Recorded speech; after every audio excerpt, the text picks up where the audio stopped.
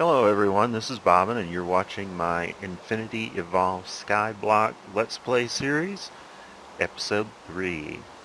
Since the last episode was going on, I went ahead and did what I said I was going to do with the smeltery. I expanded it up to, on the interior it's 3 by 3 by 3, and I went ahead and squared it up with some decorative blocks from Chisel. I think it's okay looking. I did also, as you might have noticed if you looked at my toolbar, I did go ahead and make some Tinker's tools. I was trying to decide whether I was going to use iron or bronze. Really, bronze is a little better, but it does take longer to level up the tools if they're bronze. Bronze is better not because it will mine more, but just because it has more durability and mines faster. But I did mostly make them out of iron. And the thing is, you are able to make metal tools using the tool station. You don't need the tool forge. The tool forge, which is needed to make the advanced tools, we're not going to get to for quite some time. So I wanted to go ahead and get some tools and start leveling them up, just basic stuff. As you can also sort of see back there, I have built another platform. I will go up there in a minute and show you what's on that platform. It's really not that much, just some trees at the moment, but I am going to set something up there in this episode. I also went and finished the platform, moved the cobble gen, got it out of the way there.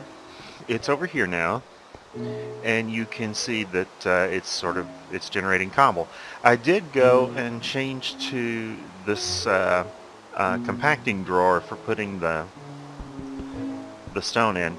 There are a number of advantages to the compacting drawer for a cobble gen. One is that it just holds a ton more than a chest. The equivalent of cobblestone, I believe it'll hold 8 stacks, ultimately 512 is what this number up at the top should read, of double compressed cobblestone without any upgrades. So that's 8 times 81 stacks of regular cobblestone. I don't know what that is without pulling out a calculator or working it out by hand, but it's a lot more cobblestone than a chest holds. The disadvantage in this setup is that it's not actually going to send any cobble at all to this crucible for making lava until it's full. That's actually okay for now, but just something to keep in mind. If you do this sort of setup and you don't have enough very fast cobble gen going on, which I don't, I'm going to have to add some more world interaction upgrades in here. If you don't have that much going on, it may take quite a while to fill, and in the meantime, if you want any lava, you're going to have to manually stuff this crucible or come up with some other solution for it. The other couple of things you can see just in this immediate area is I did go ahead and on the water side of the cobble gen, I expanded it out to a 2x2 pool so that I would have a permanent source of water. Incidentally, the border around this thing is made out of forged microblocks. They're just mostly covers. On the corners to make them nice, I put in strips. There's also a barrel here. This barrel is really specifically for gathering water. It's not protected from the rain, so it can be used for making clay, for example. Over here, this barrel is covered. I've been using it to make some dirt. I've made a little bit of dirt. I sifted some dirt, and one of the things I got was a spruce seed, so I've been able to grow a spruce tree, and I've been growing the big ones because they give a lot of wood. I don't like the appearance of the spruce wood as much. I prefer a lighter color, but it produces a lot of wood, and so if you don't care about the color, like if you're making chests or sticks or something, then it doesn't matter. The other thing I've got over here is I set up some barrels for making mossy cobble. If you've looked at my tools, I've already used some of the mossy cobble on them because I like to, they only have one modifier on them, and I just don't like to mess with repairing tools all the time and don't like to expend the materials, don't want to deal with it.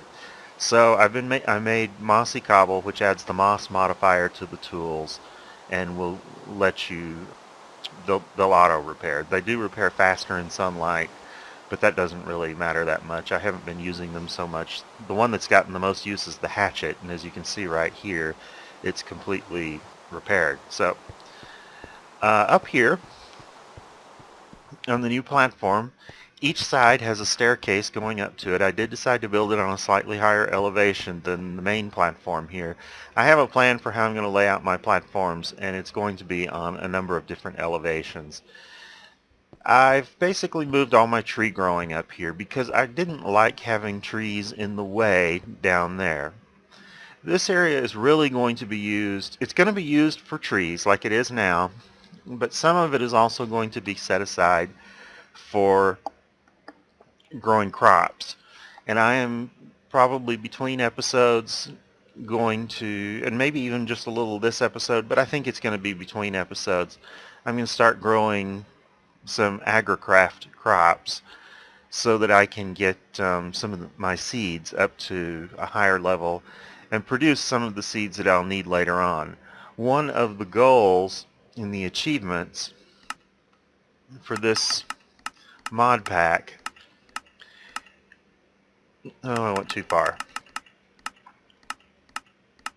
And I went too far again.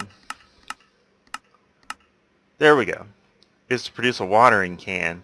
If we go and look at the recipe for the watering can, it's pretty kind of nasty. Steel is not really a problem over the long term. I'll probably be setting steel production up really soon. Wooden bowl is not a problem. Bone meal is not a problem. The seeds, though, are specifically, it's not any 3 seeds. It is specifically a beet seed, a corn seed, and a kiwi seed. And I think those will have to be produced just growing crops. I don't know if this mod pack has the marketplace in it.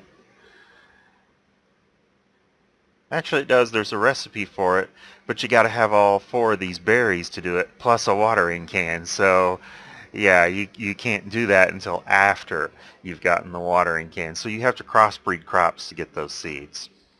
So what else is there to do here besides say, oh, okay.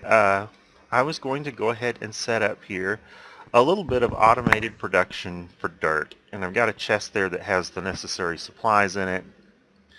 This is actually very simple and something you do want to automate pretty early because it's just not something you don't want to go and manually feed barrels all the time. That's just kind of a headache. So I got a barrel here and I'm going to put the barrel down. There's a hopper both beneath it and above it, and I'm going to put a slab on the hopper so that nothing spawns up there and rain can't get in it. And it is now actually ready. So I can just take and load this up with a bunch of saplings. I do want to keep some spares for planting. And they'll trickle down from this hopper into this one. This barrel only accepts items from the top. And it only ejects items from the bottom. Now it will accept liquids from the sides, but we're not doing that here. So basically the hopper on the bottom is drawing the dirt out, and we'll put it in this barrel. It's 65% done composting, so there will be dirt in there. And whenever I get extra saplings, I can just toss them up here if that's what I choose to do. And when I get some farming going, if I have extra crops, and I'm sure I will, I'm still eating apples. That I was given, I think, 48 apples when we started here, and I'm probably up to 70 or 80 of them now, and I'm still eating them. Along the lines of talking about composting, one of the things you can do if you are short on saplings in this mod pack is you can hammer with the regular hammer, not the chicken stick, but with a regular X-Nilo hammer, you can hammer logs. And they will give you these things down here, which are wood chippings. Wood chippings are compostable just like saplings. So we can just toss them in there and they'll make dirt too. So I'm probably not going to be doing it because these platforms require a lot of wood. But if you are not using so much wood and you want to toss some logs in there just to get a bonus on getting your dirt up and going, which you will need to make quite a bit of it to grow a crop field, then that is an option for you. And that is pretty much all I have to show you for what went on between episodes, and just a little basic start there. The next thing on the agenda for me is to produce, I want to automate some of the sifting and crushing of cobblestone and all that in order to get metals. Now, as you can see in this chest, I've got a number of metal ingots smelted down here because I've been doing quite a bit of that. And in this chest I have a ton of the other things that you get from doing all that sieving. So I've got some materials. I've been doing quite a bit of this, but you don't want to do that indefinitely. There's no way that you can get anywhere in this mod pack by doing it manually. It would just take an eternity. You've got to automate it, and you've got to eventually scale up your automation so that you're producing a lot of materials. There's nowhere to go mining. It's a skyblock. Even, I can tell you from having played this before, I mean, I'm not ready to go there or anything right now. If you go to the nether in this mod pack, it's a nether gate sitting in the void. The only place that I've actually seen that you can go and mine in this mod pack, and there may be others because I haven't been everywhere, but the only place I've actually gone and seen is the Witchery Spirit World. That is a conventional world. It's a reflection of this one, but all the land is still there with the biomes. So in the Witchery Spirit World, you can go and do all this stuff, and you could go mine there. The problem is there's no way to get any of that stuff back. To build any sort of transfer mechanism over, you would need ender pearls, and endermen don't spawn there. And I think you could probably get ender pearls there through bee breeding, maybe. I can tell you that if you go around and find, let's say, a dungeon and it's got an ender lily seed in it, for example, ender lily seeds don't produce ender pearls in the spirit world, so that isn't any help. So yeah, you're not going to get very far with that. You really need to be able to produce these materials through the ex nihilo mechanism because you're not mining them. To get started on that, I'm going to need a couple of things. I'm going to need to make some sort of power source, and what I'm going to start with is not going to do a very good job, but it is what you usually start with, which is the Survivalist Generator. This one right here. This will produce, I think it's 5 RF per tick, so you would actually need like 16 of these maybe to fully power one of the automatic sieves. It's quite a bit. This is really just to get started and do some minimal sorts of stuff. It's not going to help much. It will help a little. So it requires 3 coal blocks, any color. I think I'm going to use the default. 2 furnaces. These are the regular vanilla furnaces where the recipe has been changed, so it uses 8 compressed cobblestone instead of 8 cobblestone. A piston. Thankfully pistons have the normal recipe. 2 redstone and an iron gear. And the thing about the iron gear is that they can only be made in a couple of ways in this mod pack. They can be made by the metal press, which I don't have yet, and they can be made from the smeltery using a casting table. And I do have a casting table and a smeltery right over there. So what I need to do is I need to make the gear mold, and the way you do that is you just go ahead and make a Buildcraft stone gear. So this is the recipe for the wooden gear, and then the stone gear is a wooden gear with 4 cobblestone around it, just like that. And we'll take this over to the smeltery, and I already have aluminum, brass, and iron in here. The aluminum brass, we'll just pour it over the gear here, and we'll get a gear mold just like that. Put that back in there, and it's going to take 4 iron ingots to make 1 gear.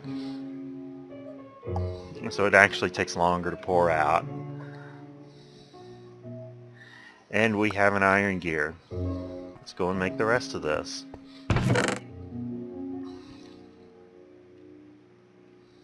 Gonna need 2 redstone. Actually, I'm gonna need another redstone because I gotta make the piston. 3 wood, 4 cobble, another iron.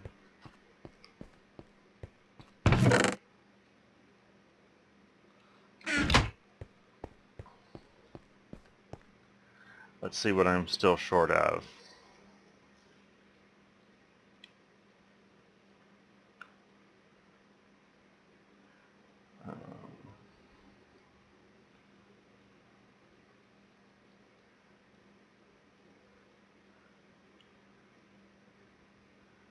The furnaces. I still need the furnaces, and for that I'm going to need 16 compressed cobblestone. There we go. So convenient not having to actually craft that.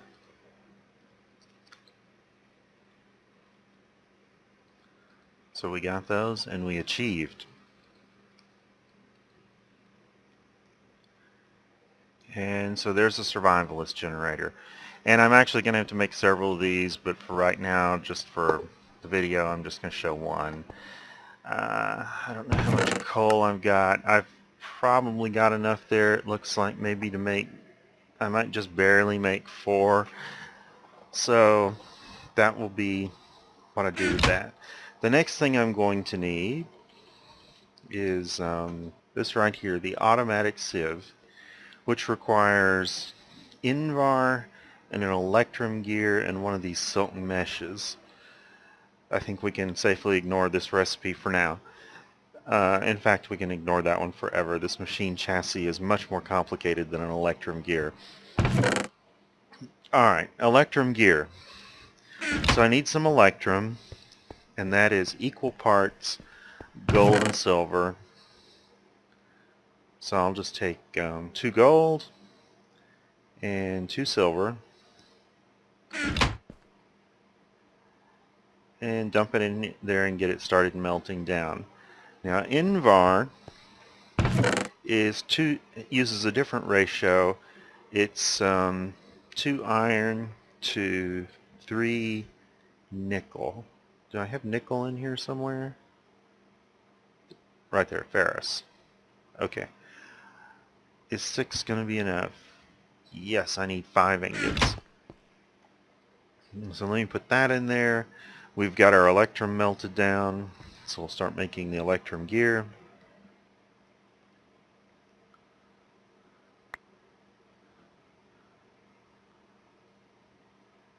And while that's melting down, let's come over here and grab some string. Just need 9 of them, really. But we'll go ahead and make that.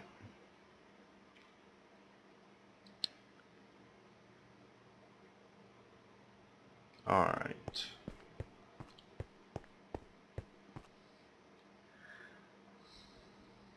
So we have Invar now. I don't want it in a gear mold. I want this in the form of ingots. Probably should have saved some time just by making 9, because then I could cast it as a block over here. But this will do.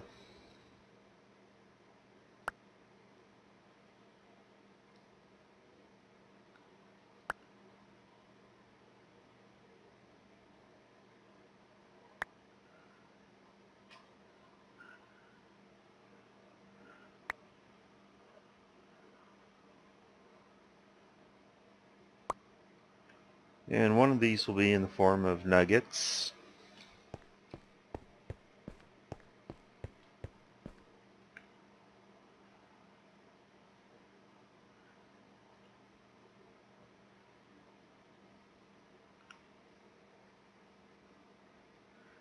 And since I'm here,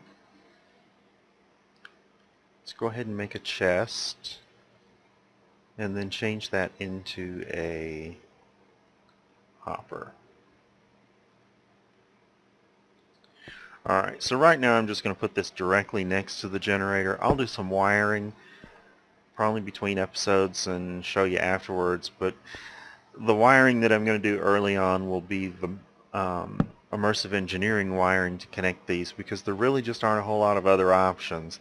It involves making copper wires to string around, and you can use it to hook up multiple generators to one device here, so that's what I will be doing with that. So as soon as I get some fuel to put in there, I bet I've got some over here in the coke oven. Yes. Now the Survivalist Generator, I'm sure most of you know this, but some may not, is extremely slow, but very efficient. It only gives 5 RF per tick, which is a tiny amount of power, just a trickle. But each piece of charcoal in it is actually going to last for over 13 minutes here, so it's going to go for a while. And it has a pretty good sized buffer given the amount that it produces of 100,000 RF, so it'll hold a lot. It will also retain that charge if you break it, and of course you'll get this fuel back, but the time remaining on the fuel is not retained when you break the Survivalist Generator. So you could lose, if I broke it right now, I'd lose 12.5 minutes of one piece of charcoal. Probably not a huge deal, but I do sometimes let them run out before continuing on. All the charge is going over here into this machine, which is gradually charging up. It would like 40 RF per tick, as it says right there, consuming 40 RF per tick, even though it's consuming nothing right now. To run this thing at full speed, I would need 8 of these Survivalist generators, each one of which requires 3 blocks of coal. When I start scaling things up, Survivalist Generator, even though it's nice because of how efficient it is, it's just not practical to run over the long term. I do have another energy solution. I'm not particularly close to it yet, but eventually I will be upgrading my energy a few different times. My previous experience is that you go through here, you start with this very minimal energy, then you get sort of a little bit of an upgrade and it helps some, but your energy problems don't really cease to be a problem until you go nuclear with IC2. There may be some others as well.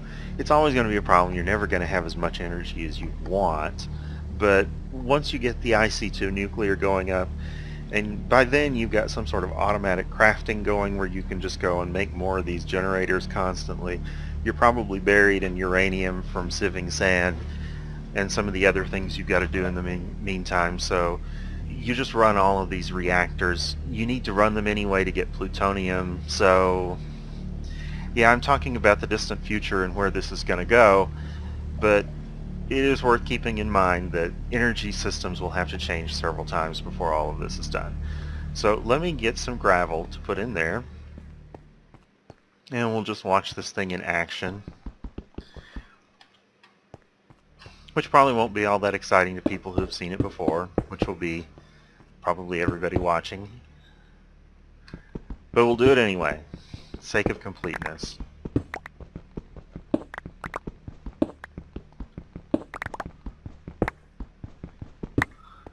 Alright.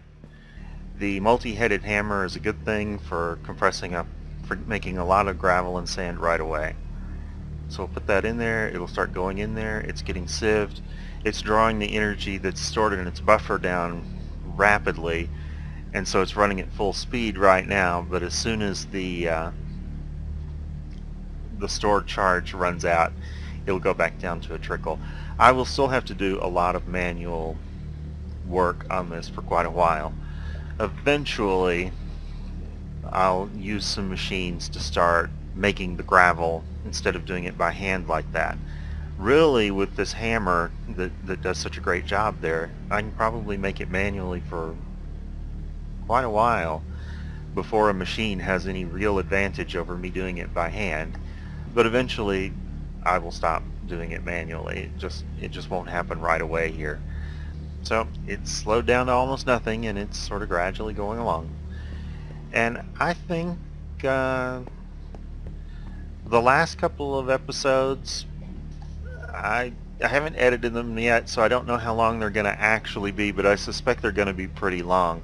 This one, I definitely need to get in the habit of making them a little shorter, so I'm going to go ahead and call this one, and I do want to thank you for watching, and if you have any comments, by all means, make them, and if you have any questions, ask. I might actually, if it's something I've already covered but you didn't feel I covered it well enough, I might actually do a separate video just discussing that thing. If it's something that really should be answered, that I know, or that I have an opinion of anyway, that isn't quite what I find in every video out there. So anyway, I will see you next time. Thanks again for watching.